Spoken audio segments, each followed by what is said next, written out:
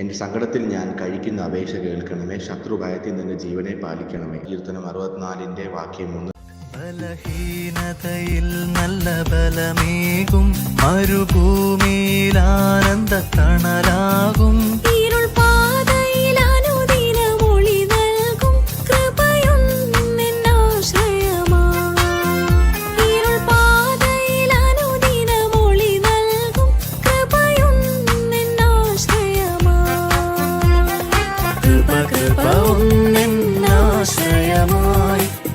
കൃപ ഒന്നെന്നാനന്ദമായി.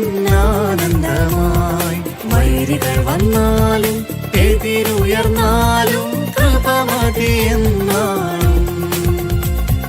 വൈരികൾ വന്നാലും എതിരുയർന്നാലും കൃപ മതിയെന്നാലും.